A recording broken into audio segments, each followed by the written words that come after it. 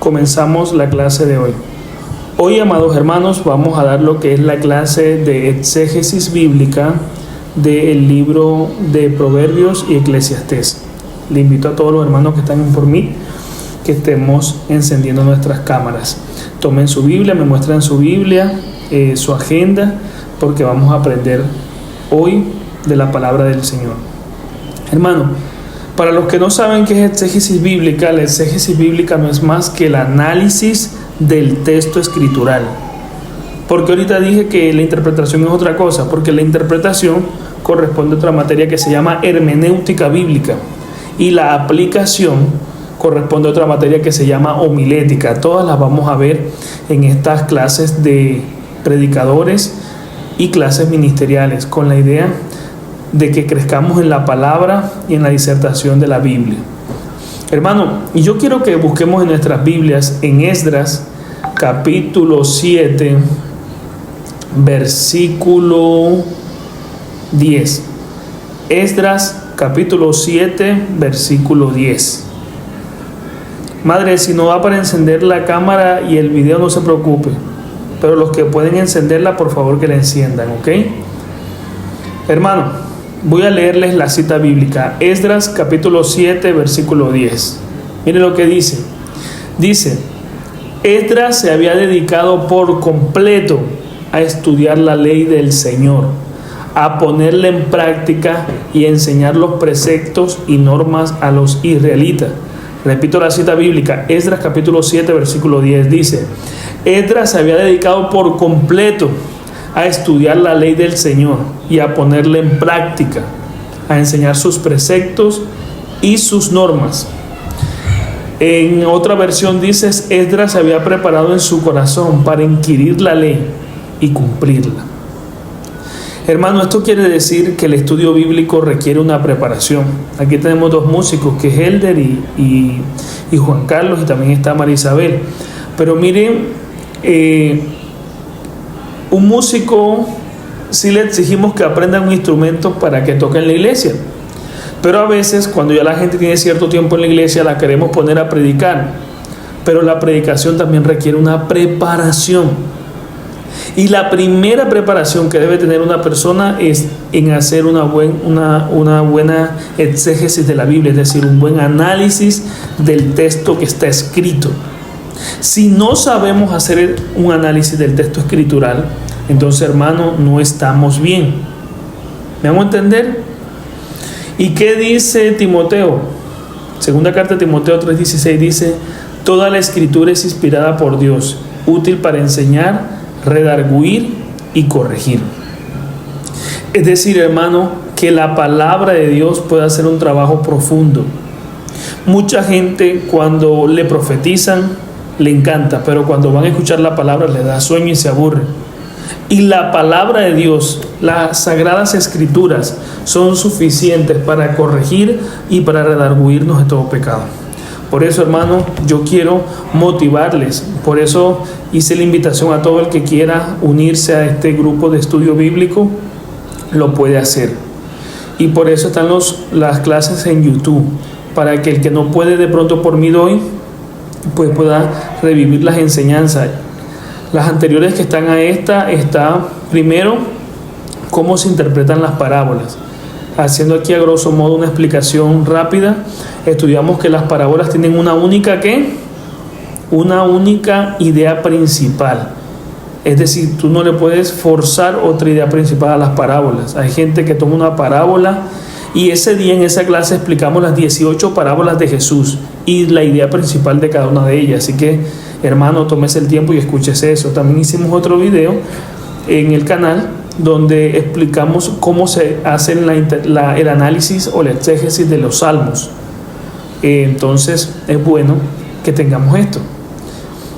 Y hoy, en esta semana, mi esposa me dijo: amor, un hermano en Cristo me tomó algo de Proverbios y me dijo que eso era ley.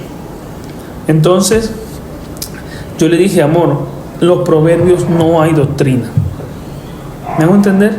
Es decir, tú puedes tomar enseñanzas de Proverbios, pero no pueden ser doctrinas. De hecho, hay ideas que te da Proverbios que no son verdades absolutas, solamente son verdades que puedes aplicar, a diferencia de los principios de la Biblia. Los principios de la Biblia sí no se pueden negociar, ¿verdad? La Trinidad, la creencia en el Espíritu Santo y muchas otras cosas más. Por eso, hermano, es importante que hoy analicemos a profundidad cómo se hace una exégesis de la palabra. Y tenga en cuenta que las Sagradas Escrituras fueron inspiradas por Dios. Es decir, cuando tú y yo estudiamos la palabra de Dios, estamos estudiando al Espíritu Santo, que fue quien las inspiró. Amén. Por eso, hermano, quiero que tomemos profundidad y que todos tengamos la cámara encendida, los que estamos aquí por mí, sobre todo los servidores nuestros de la iglesia, los líderes, para que, hermano, estemos concentrados en esto. Entonces, mire que antes lo estamos haciendo personalmente, entonces ya puede estar desde la comodidad de su casa, pero sí le pido que estemos allí. Ahora, vamos a escribir, vamos a comenzar en materia. Criterios claves para explicar o analizar los proverbios y Eclesiastés, ¿verdad? Entonces, hermano, vamos a ver un proverbio o un mensaje escrito en la Biblia siempre tiene una idea principal. Pero en Eclesiastés nos encontramos con algunos fenómenos que son interesantes. Por eso, hermano, quiero que abra su Biblia en Eclesiastés y que lo tenga allí. Por ejemplo, en Eclesiastés capítulo 7, versículo 2. Vamos a comenzar con los ejemplos y después comenzamos a profundizar. Vamos a comenzar con Eclesiastés. Creo que el libro de Proverbios lo dejamos para la próxima clase. Entonces, mire lo que dice Eclesiastés capítulo 7, versículo 2. Dice: es mejor ir a la casa del luto. Es mejor ir a la casa del luto que a la casa del banquete. Porque aquello es el fin de todo hombre, y el que vive lo pondrá en su corazón. En otra versión dice: más vale ir al funeral que a un festival, pues la muerte es el fin de todo hombre, y los que viven reflexionando en ello. Ahora, hermano, ¿cuál es el análisis del criterio que acabamos de leer? Entonces aquí vemos una función retórica. Por eso es importante el análisis literal, porque entonces hay gente que puede leer esto y dice: uy, no, yo no voy a ir a ningún banquete, ninguna celebración, yo voy a ir a los lutos o a los sepelios, porque Eclesiastés dice que es mejor ir al luto que a la casa del banquete. Pero, hermano, tenemos que ver que este es un proverbio, por decirlo así, o un texto que es paradójico, ¿ya? Que aquí lo que desafía es la sabiduría convencional, es decir, nos lleva a confrontar nuestra realidad. Es decir, usa una función pedagógica para sacudir la superficialidad del lector. Por eso es que usted se da cuenta, leyendo Eclesiastés, que en 29 ocasiones de 12 capítulos habla de la vanidad. Porque aquí el predicador, que para muchos teólogos es considerado Salomón, lo que enseña es a desafiarte a cambiar la mentalidad vana, es decir, nos lleva a que nuestra mentalidad no sea convencional, no sea superficial, para que reflexionemos un poco. Y en cierta forma lo que nos quiere decir aquí no es que sea malo la celebración, sino que ciertamente en los momentos de luto reflexionamos bastante. Por eso es importante, hermano, vuelvo y le repito, que analicemos el mensaje de lo que nos quiere decir y el beneficio. Entonces, dice la palabra mejor, viene del hebreo tabob, que quiere decir superioridad cualitativa. Y la palabra belli, que quiere decir funeral. Encontramos la palabra belli, que quiere decir bellit meset, que quiere decir casa de banquete o fiesta o festividad. Y sof kalov, que quiere decir el fin de los hombres. Esta palabra, el fin de los hombres, en Eclesiastés usted la va a encontrar mucho. ¿Por qué? Porque es un libro que quiere llevarte a una reflexión profunda. Y lo que más hace reflexionar al hombre es la muerte. En los puntos más álgidos de reflexión los logra la persona en la muerte o cuando está cercano a ella, ¿verdad? Pero, ¿por qué esta situación? Y es por eso que este teólogo, este rabino, se llama Gottman, dijo algo muy fuerte, y él dijo: en la resistencia, en el dolor, no hay resistencia por parte del ser humano. ¿Sí me explico, hermano? Por tal razón, el sabio Salomón siempre nos lleva a pensar en lo vano, pero también en el tiempo de la muerte, para hacernos ver lo importante que es la reflexión humana. Hermano, dedicamos mucho tiempo a lo superficial, pero ¿cuánto tiempo dedicamos a reflexionar en nuestra vida y en nuestro propósito? Entonces el sabio Salomón llegó a pensar aquí: hey, vas a reflexionar más estando en un funeral que estando en un banquete o en una fiesta. Ahora, esto no quiere decir que ahora se va a formar una ley, como hay algunas religiones, que no se celebran los cumpleaños, que no se celebran las fiestas, porque eso no trae bendición.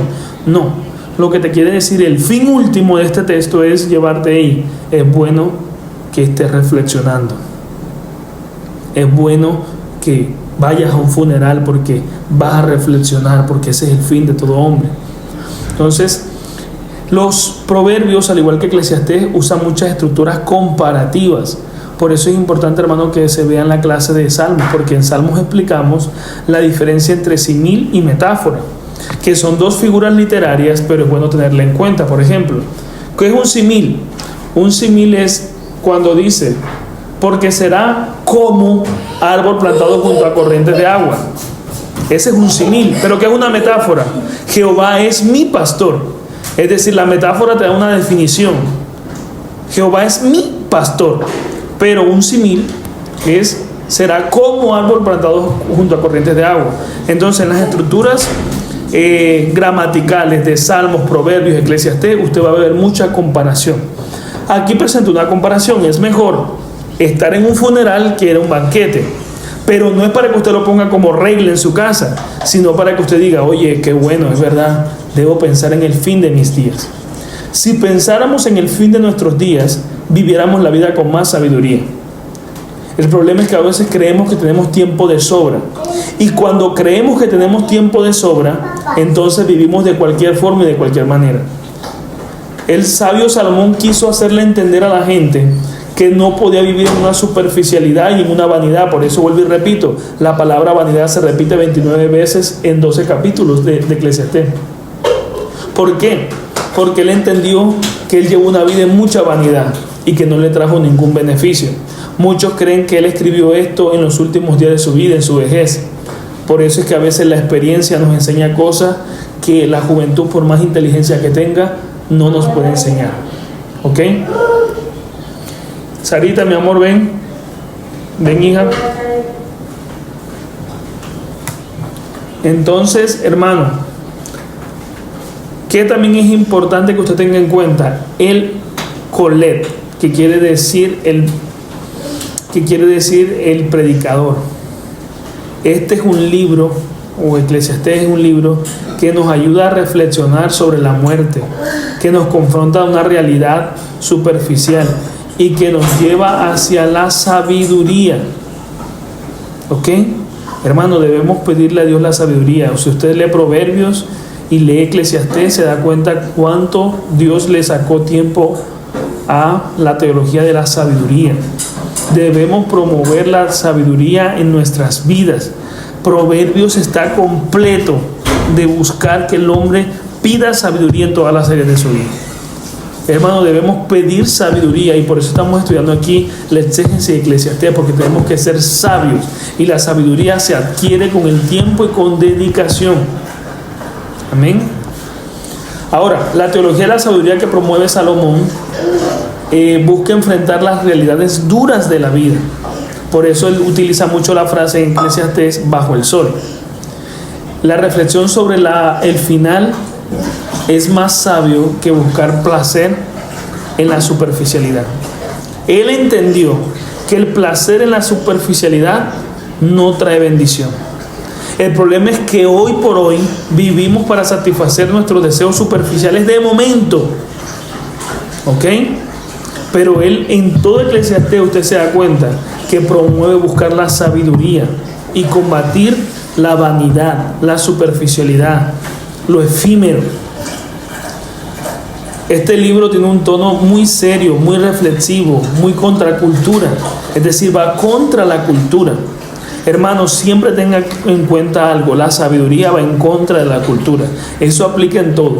Si usted se mete a una vida fitness, a una vida de dieta, usted va a ir en contra de la cultura, porque las cosas buenas siempre van en contra de la cultura del ser humano, porque el ser humano desde que nace para autodestruirse. Todo lo que crea el ser humano es para destruirse. Pero Dios lo que nos exige es por nuestro bienestar. Dios es un Dios, como todos lo saben, es un Dios de amor, pero también un Dios severo. Uno de los atributos de Dios es que Dios es juez, porque es que Dios va contra la cultura de pecado. Amén. Entonces, hermanos, tengamos esto muy presente. Hay otro ejemplo que es este versículo: más vale un puño lleno con descanso que ambos puños con trabajo y aflicción de espíritu. Repito la cita, Eclesiastés capítulo 4 versículo 6, dice así: más vale un puño lleno con descanso que ambos puños llenos con trabajo y aflicción de espíritu. El análisis de este criterio exegético, es decir, del texto que acabamos de leer, es comparativo. Más vale esto que esto, o como diría un profesor de matemática, más vale X que Y. Es decir, acá dice: más vale un puño con descanso que tener dos puños. El puño ya era una medida. Póngale usted: más vale tener una moneda que dos monedas con fatiga y aflicción de espíritu. Entonces, hermano, ¿qué quiere criticar aquí el sabio Salomón? El activismo desmedido, el consumismo en el que vivimos hoy. ¿No se da cuenta, hermano, que antes solamente se pagaba el recibo del agua y de la luz? Ya de 10, 15 años para acá se paga el agua, la luz y el gas. Y ya en esta época se paga por ver televisión y por las aplicaciones, por diferentes aplicaciones de ver televisión. Nos hemos metido en un consumismo que, sin darnos cuenta, lo que ha traído es aflicción y fatiga a nuestra alma. Por eso la enfermedad de moda hoy en día es el estrés, la ansiedad, la depresión, la presión arterial. Hermano, sin darnos cuenta nos hemos llenado de tantas cosas que nuestra alma y nuestro espíritu se está fatigando. Juli me enviaba un video que me sorprendió y es muy diciente, de Dante Gebel, donde decía: debes tener cuidado en quién te drenas, porque luego que te ven mal, la misma gente con la que tú te drenaste, te acabaste, después te dice: y eso te pasó por no cuidarte. Mi esposo y yo vimos una entrevista de Cristiano Ronaldo y toda la gente lo pinta como el disciplinado, como, ¿verdad? Pero él dice: así como soy disciplinado en mi trabajo, soy disciplinado en mi descanso. Él dice: después de 10 de la noche yo no tomo celular, yo no hablo con nadie, yo no contesto llamadas. Pero, hermano, estamos en un activismo tan desmedido que a la final terminamos cansados y fatigados. Por eso, hermano, es bueno que aprendamos a leer y entender cómo se analiza Eclesiastés. ¿Sí se dieron cuenta? Cómo Eclesiastés, a través de comparaciones, te dicen verdades profundas. El problema es que hoy estamos en una sociedad que hacen comparaciones y las convierten en doctrina. Entonces se van al extremo. ¿Para qué voy a trabajar tanto si eso es fatiga? Yo tengo un tío que él no trabajó casi, ni consiguió trabajo fijo, ni nada, y se estancó mucho porque él dijo: ¿para qué trabajar tanto si eso es aflicción de espíritu? Hey, tú puedes trabajar, pero también dentro de tu trabajo conseguir un descanso, un reposo. Y es por eso que es bueno vivir con sabiduría. Y es por eso que también aquí mismo en este libro de Eclesiastés habla mucho del equilibrio. Hay un versículo que lo he dicho mucho en la iglesia que dice: es malo ser demasiadamente bueno, pero es malo también ser demasiadamente malo. Es mejor que busques el equilibrio. Entonces, hermano, debemos también esta forma de estudiar Eclesiastés debe ser muy delicada, porque personas que no tienen una buena exégesis de la Biblia pueden cometer graves errores, ¿verdad? Vamos a ver otro ejemplo de Eclesiastés para pasar a entrar en materia un poco de la teología de Eclesiastés, ¿verdad?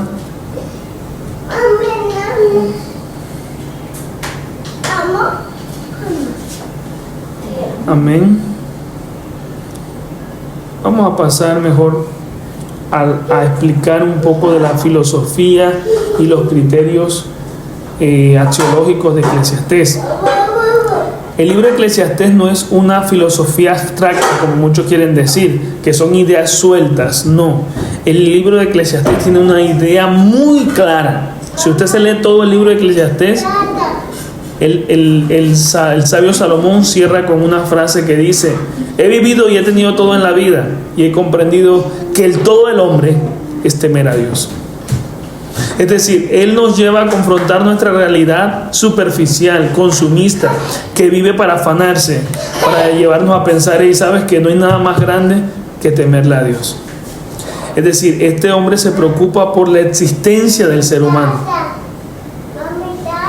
Hermano, nos preocupamos por el legado que dejemos, que vamos a dejar, perdón. Nos preocupamos, hermano, por estudiar bien la palabra. ¿Cuánta gente, hermano, no sabe hacer una exégesis bíblica? Por eso estamos en esta clase, hermano.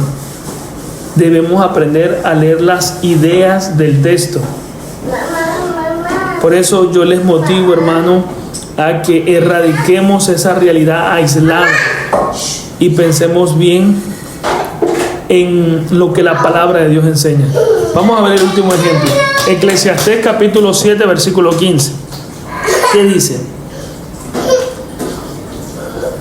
Todo lo he visto en los días de mi vanidad. Justo hay que perece por su justicia, y hay impío que por su maldad alarga sus días. Todo lo he visto durante mi vida absurda, dice otra versión. Hombres justos a quienes la justicia los destruye, y hombres malvados a quienes su maldad, y hombres malvados a quienes su maldad, las cosas les va bien. Entonces, hermano, esto nos da una idea clara, que es que hay cosas que en nuestra vida no podemos controlar plenamente. Por ende, tampoco debemos criticar a Dios.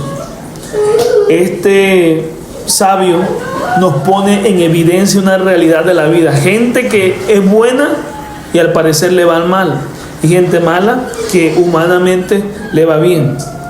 Pero este hombre nos deja una idea clara, que es que no podemos tratar de comprender todos los designios de la vida, sino que tenemos que tener un mandato claro en nuestras vidas: es temer a Dios y guardar sus mandamientos y disfrutar de la vida que nos corresponde en esta tierra. Mucha gente hoy es atea, mucha gente no cree en Dios porque trataron de forzar, trataron de que algo que estaba sucediendo en la vida no sucediera, y tú no lo puedes controlar, hermano. De hecho, los psicólogos hablan de la inteligencia emocional. La inteligencia emocional no es más que lo que no puedes controlar, no intervengas. Por ejemplo, hermano, ¿cuántos hombres de Dios mueren jóvenes? Fidel Castro murió de ¿cuántos años? 90, 95.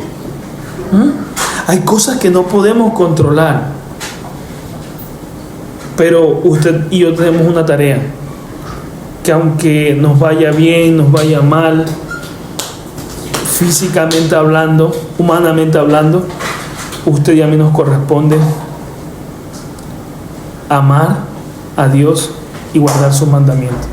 Lo que yo sí estoy seguro, hermano, es que todo aquel que se encarga de guardar y de obedecer a Dios va a encontrar una satisfacción plena. El problema es que la satisfacción la hacemos es de acuerdo a lo que la gente diga, y no debe ser así. ¿Ok? Entonces, no basta decir solamente que los Proverbios de Eclesiastés es un libro comparativo. También debemos, hermano, ver los límites que nos muestra una idea. Es decir, leer la idea completa para tratar de explicar. Porque, por ejemplo, si yo en algún momento le explico ese versículo que dice: es malo ser demasiadamente bueno, y lo dejo hasta allí, no estoy explicando bien la idea. Pero también dice: pero es malo también ser demasiadamente malo. Lo bueno es adquirir el equilibrio. ¿Ok? Por eso, hermano, aquí hay otro ejemplo. Eclesiastés capítulo 10, versículo 1 dice: las moscas muertas hacen heder y dar mal olor al perfume del perfumista. ¿Me hago entender? Aquí el predicador o el sabio Salomón quería explicar algo muy claro, y es que una pequeña necedad puede arruinar la gran sabiduría que podemos tener. Y es una verdad que nos trata de enseñar. Por eso, hermano, es que si usted va a leer Eclesiastés, trate de leer la idea completa para que no queden lagunas en su cabeza y en mi cabeza.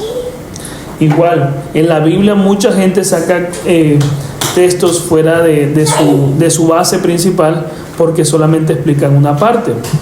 Por ejemplo, allá en la carta Paulina, donde dice: y la mujer solamente cría y enseña a los niños, a sus hijos, y tienen eso por regla.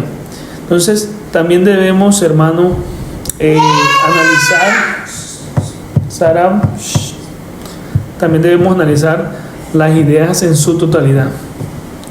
Por ejemplo, aquí les preparé otro ejemplo que dice: pensemos en la palabra alegría, mientras que en Proverbio puede ser resultado de la rectitud, en Eclesiastés eso exhorta la alegría. Por tanto, alabé yo la alegría, yo por mi parte celebro la alegría. La alegría aquí es vista como un don de Dios. Entonces, qué bueno, hermano, es que celebremos los momentos de alegría. Estos salmos también buscan la sabiduría, pero la sabiduría también busca, hermano, romper con la simpleza. Creo que dentro del pueblo de Dios, hermano, no podemos permitir la simpleza en nuestras vidas. Debemos darle significado a nuestras alegrías, porque, hermano, le damos importancia a nuestros momentos tristes. Pero te hago una pregunta, hermano: ¿le das importancia a tus momentos alegres? Por eso aquí Eclesiastés dice: celebro mi alegría. Porque, hermano, estamos acostumbrados a dolernos y a llorar nuestras tristezas, pero a veces nuestros momentos de alegría tendemos a no celebrarlo. Entonces hace un llamado a que seamos un poco más realistas y nos gocemos de las cosas que hoy tenemos. ¿Ok? También, hermano, las enseñanzas de Eclesiastés nos enseñan a ser más reflexivos, a ser más directos, a ver la vida desde otra perspectiva. Por ejemplo, Eclesiastés capítulo 7, versículo 29 dice: he aquí solamente esto he hallado, que Dios hizo al hombre recto, pero ellos buscaron muchas perversiones. Dios hizo al hombre, ¿qué? Recto, pero ellos buscaron muchas perversiones. Entonces esto combate, hermano, la idea de que la maldad del hombre en la tierra es por causa de Dios. No, hermano, Dios hizo al hombre recto. Nosotros somos que con nuestras decisiones nos pervertimos y cambiamos nuestra realidad humana. Amén. Cada proverbio hace parte de un rompecabezas que trata de mandar un mensaje muy claro, que es que nuestra vida debajo del cielo es limitada y que lo más importante es temer a Dios. Y la Biblia también me enseña que el temor de Dios es el principio de la sabiduría. Le hago una pregunta, hermano: ¿nos hemos preocupado por temer a Dios? A mí me da tristeza hombres de Dios a veces enamorando muchachas que no son su pareja, mujeres enamorando hombres que no son su pareja. No respetan los límites, hermano. Hermano, hay que preocuparnos por tener temor de Dios. Todos los versículos de Eclesiastés es un rompecabezas que te lleva a una idea principal, que debajo del sol todo es vanidad y que lo más importante en la vida es temer a Dios. Pero hoy estamos en una sociedad que nos ha enseñado que lo más importante es hacer dinero, es tener propiedades, es tener prestigio, es tener fama. Y si usted se lee todo Eclesiastés, no es esa la idea principal de Eclesiastés. La idea principal de Eclesiastés, con todos los versículos, armar un rompecabezas y decirle al ser humano: lo más importante es temer a Dios. Y que en esta vida, hermano, todo es vanidad. Yo a veces me pongo a pensar y digo: oye, por cuántas cosas yo estoy sufriendo aquí en la tierra. Cuando esté allá en el cielo, miraré a la vida que he sufrido aquí, diré, no era nada. Yo a veces me pongo a pensar la mala vida que me di a veces en el bachillerato, por ocupar los primeros puestos, por sacar buenas notas. Y a veces ni les importa a la gente, a la gente si tú fuiste un buen bachiller o no. No, todo pasa, hermano. Todo es pasajero. Por eso es tan importante, hermano, temer a Dios y guardar los mandamientos.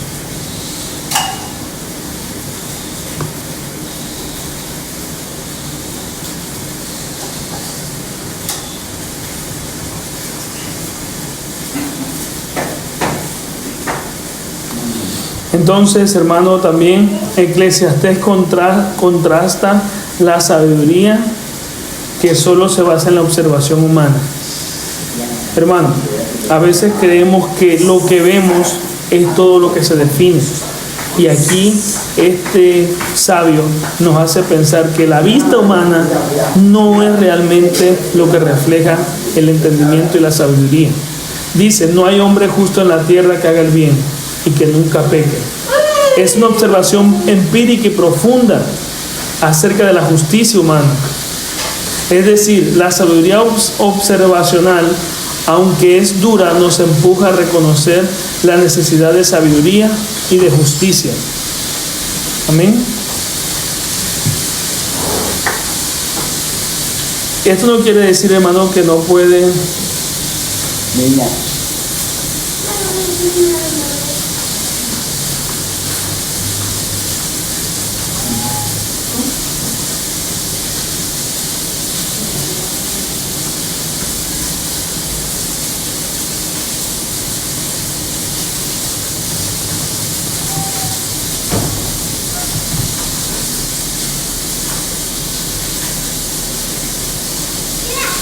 Por eso, hermano, Eclesiastés es parte de una revelación profunda que termina con Cristo. Los proverbios y los escritos de Eclesiastés nos llevan a una estructura profunda, que es a pensar en la profundidad de la vida humana. Por eso, ¿qué es lo importante que usted debe tener en cuenta al analizar analizar Eclesiastés o analizar Proverbios? Hermano, analizar la idea completa.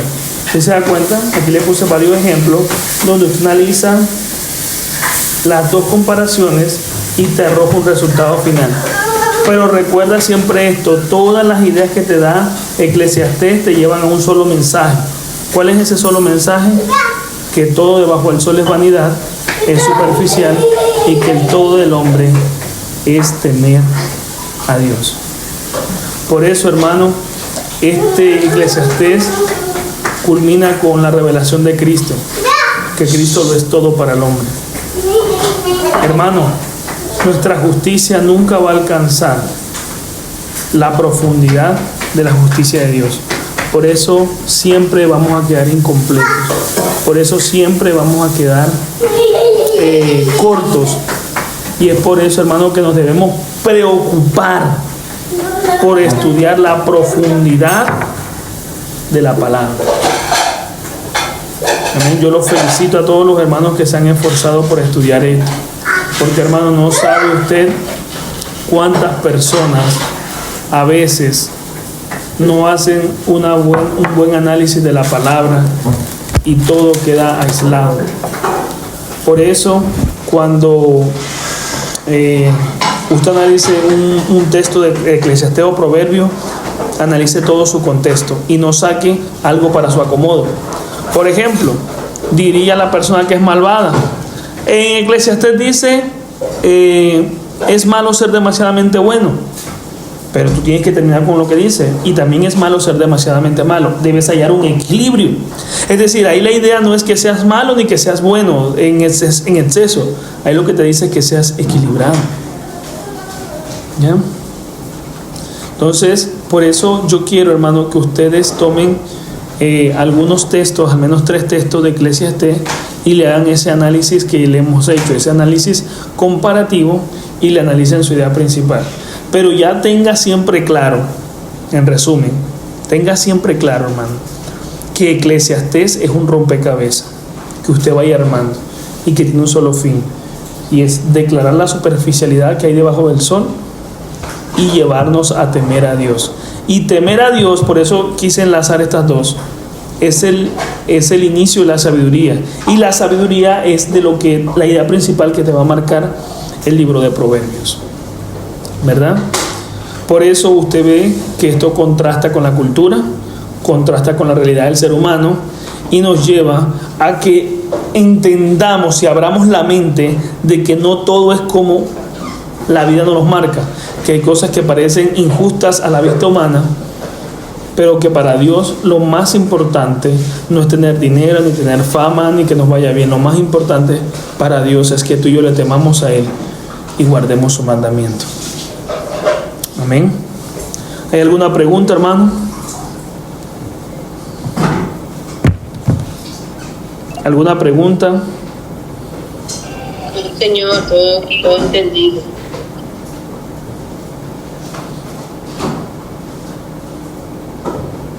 Bueno, hermano, aprovechando de que está todo entendido, quisiera hacer un paréntesis para explicarle la importancia de los sueños. Mire, algunos no saben, pero el día de mi cumpleaños pues me puse mal, muy mal, y de hecho muchas cosas que había en cuanto a mi celebración no se pudieron hacer, y tocó pues algunas cosas no hacerlas. Pero mire lo que me dice el hermano Jairo: siervo, yo soñé que en la tarde que me acosté, de que había un ataque para su vida. Pero mire que él quizás no oró por eso, o no me lo dijo. Y creo que a veces nos ha pasado mucho. Hay gente aquí que Dios le revela, que Dios le da mensajes a través de sueños y los guarda. Yo quiero, hermano, recordarles que tenemos un correo que se llama iglesiaebenecerdiosdepacto@gmail.com, donde usted puede usarlo para enviar sus sueños, porque también Dios habla a través de sueños. Aquí hay un video donde hablamos de la importancia de los sueños, dedicado a explicar cuán importante es los sueños. Y no sé si a usted le ha pasado que hay sueños que se repiten 2 y 3 veces. Eso le pasó a Faraón. ¿Y qué dijo José? Dijo, esa insistencia en el mismo sueño no quiere decir que sean 2 sueños, sino que es un mismo sueño, solamente que Dios está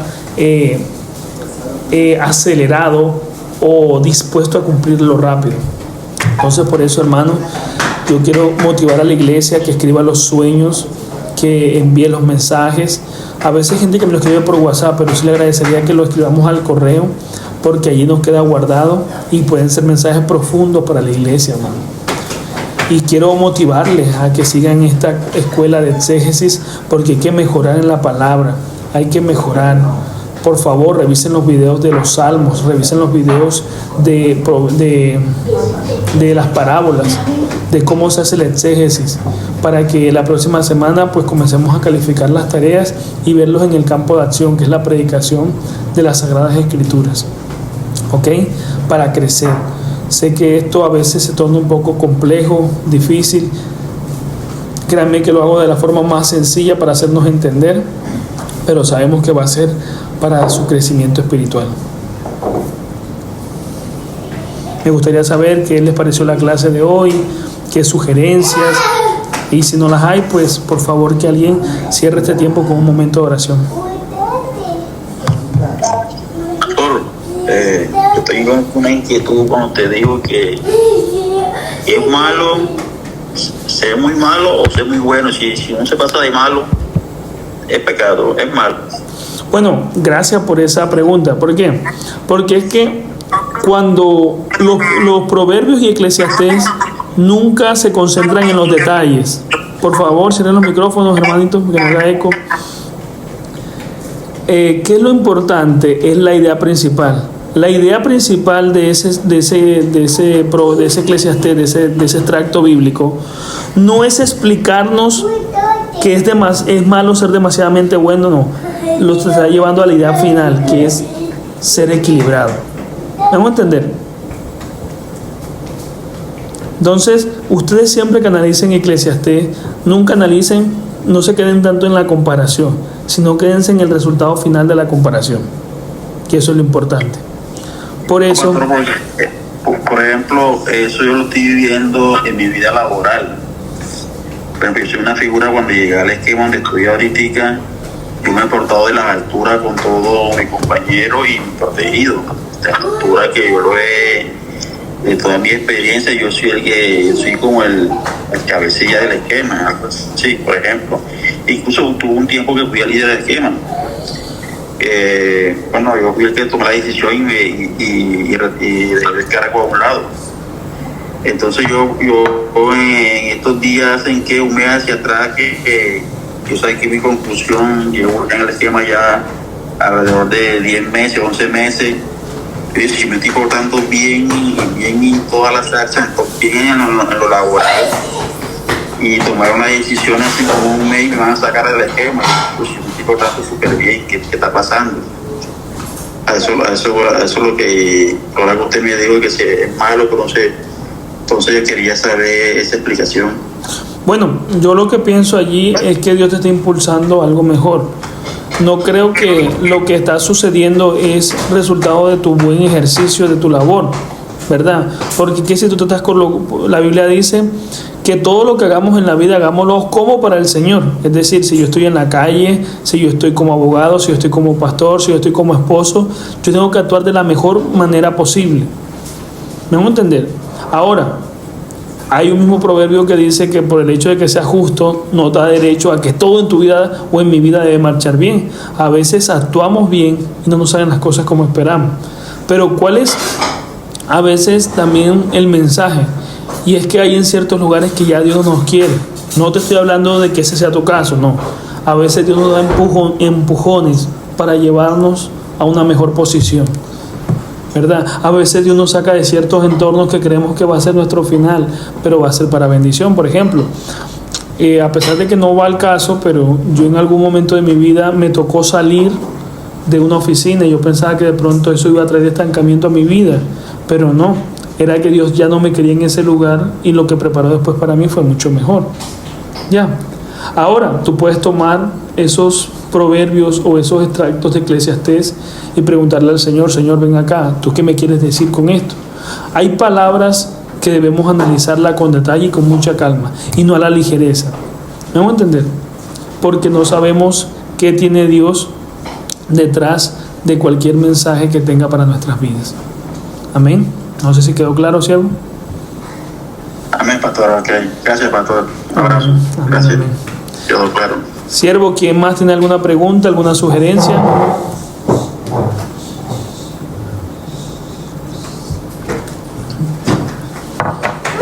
Bueno, les pido que por favor, ya que terminamos la clase, alguien me cierre con un momento de oración por lo aprendido y por lo recibido en esta clase de exégesis de Eclesiastés. Amén.